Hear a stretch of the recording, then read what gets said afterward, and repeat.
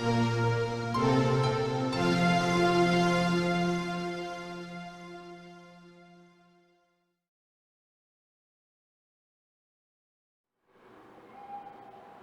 class, welcome to this section of geography. This is the second part of the previous chapter named Forest and Wildlife Resources of class 10 CBSE. In the previous session we tried to understand the different types of animals and how they were categorized, especially the types of animals which were endangered, the rare species of animals we tried to understand. And in this session, we'll try to understand the distribution of mainly the forest resources in India. So, in India, the forests are classified as reserve forest. Under the reserve forest, we have the types of forests which are permanently earmarked or which are demarcated for production of forest produce. More than 50% of the total forests of India has been declared as reserve forests. These are highly valuable for conservation of forests and wildlife because these are the areas where the different types of animals they live. These are the habitat for the different type of animals. These are completely under the control of the government. The forests of Jammu and Kashmir, Andhra Pradesh, Uttarakhand, Kerala, Tamil Nadu, West Bengal and Maharashtra fall in this category. That means the forest of these states like Jammu and Kashmir, Andhra Pradesh, Uttarakhand, etc. are the reserve forests. Here we have a small picture of the reserve forest. After this we have a next type of forest, that is the protected forest. These are protected from any further depletion. Class, we know that the forests in India are on the verge of depletion. That means they are being destroyed, and because of that we are also destroying the habitat of the different type of animals which we have understood in the previous session.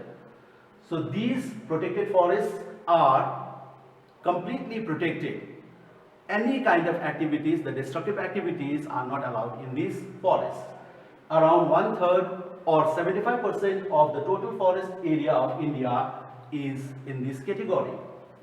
These are also controlled by the government, like the previous forest, reserve forest. These protected forests also are controlled by the government.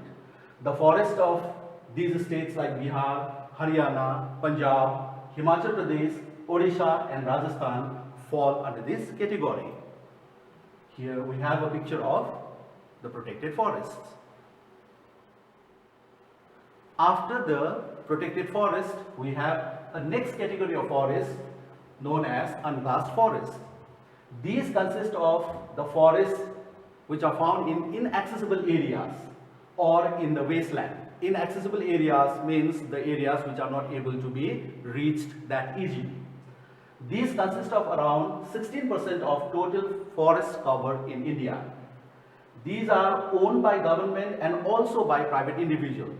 In our country, some of the areas under these forests are also owned by private individuals. The forests of northeastern states like our state and parts of Gujarat fall under this category. So this is the picture of unclassed forest. Now class, we'll try to understand how we ourselves, the community, are responsible for the conservation of the forest. In this session of community and conservation, we try to understand what is the role of we, all of us, in the conservation of this important forest habitat.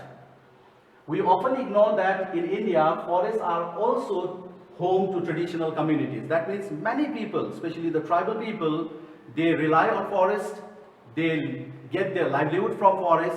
That is why they are intimately connected with the forest and the resources which they get from the forest. In some areas of India, local communities are struggling to conserve these habitats because of different activities, the developmental activities, the destruction of forests is going on, and the people, they are truly struggling to conserve these important habitats. We have an example here, like in Alwar district of Rajasthan, the people there, they have declared 1200 hectares of forest as Bhairav Dev Dakab Sanctuary. Here we can understand the word sanctuary has been used, which is the translation of the English word sanctuary. They have considered, they have demarcated 1200 hectares of area as Bhairav Dev Dakab Sanctuary, and in that area no hunting and encroachment of any type is allowed. So in this way, the people there in Alwar district of Rajasthan, they have come up with a very beautiful, very effective method of preservation of forest, conservation of forest, by declaring it as the area known as Bhairav Dev Dakab Sanctuary. Besides this movement, which is done in Alwar, we have another very important example, very classic example, known as the Chippo Movement. This Chippo Movement, it was a non-violent agitation started in 1973 in Chamoli district in Uttarakhand. It was aimed at protection and conservation of trees. The name Chipko, or the movement, the name of the movement Chipko, comes from the word embrace. It comes from the English word embrace. As the villagers hug the trees and encircle them from being hacked or cut down. It is best remembered for collective mobilization of women for the cause of preserving forests. So Chipko movement has become a classic example where the community have come forward along with the participation of the women. They have come forward for the protection of the forests. Here we can see the picture of the ladies, the women, circling around the tree against being cut down. Next, the similar type of community participation can be seen in this example of Beach Bachao Andolan. In fact, this Andolan or this movement is or was started by a single person. It was started by Vijay Zardari. The BBA or the Beach Bachao Andolan began in the late 1980s in village Jardar Gaon of Tehri district of Uttarakhand.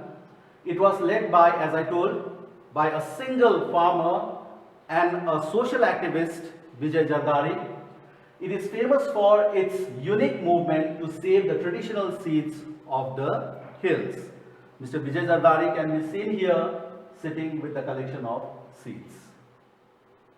So class, we have seen how the importance of community is there for the conservation of forests.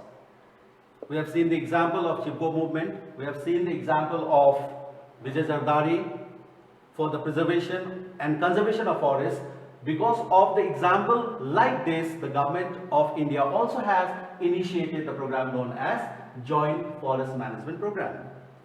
It is the official and popular term in India for partnership in forest movement involving both the government and local communities for management and restoration of degraded or destroyed forests.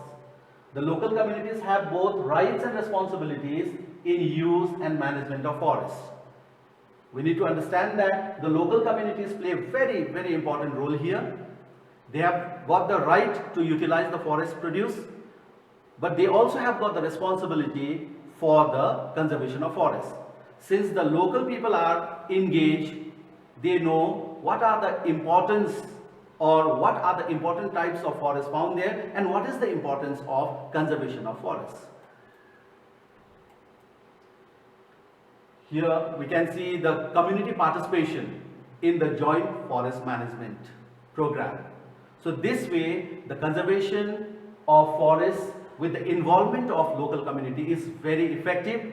Hence the government of India has also initiated the movement like JFM or the Joint Forest Management Program. So by now we have understood the value of forest and the forest resources.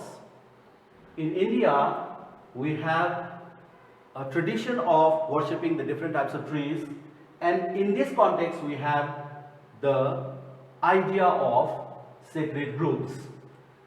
Sacred groves are forest fragments of different sizes which are protected by communities and have a significant religious values.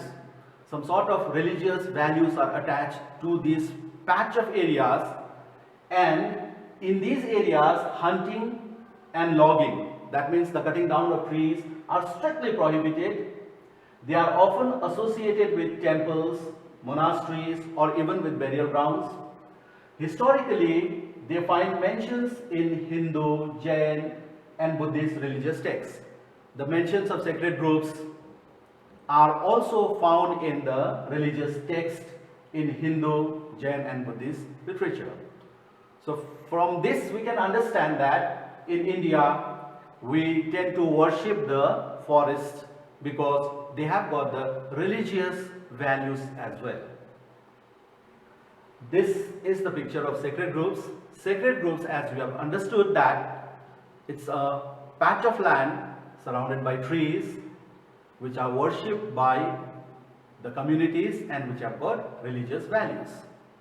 So children, hope that you have understood the lesson and you have also understood the importance of wildlife and forest resources for our existence. Till we meet next, thank you very much.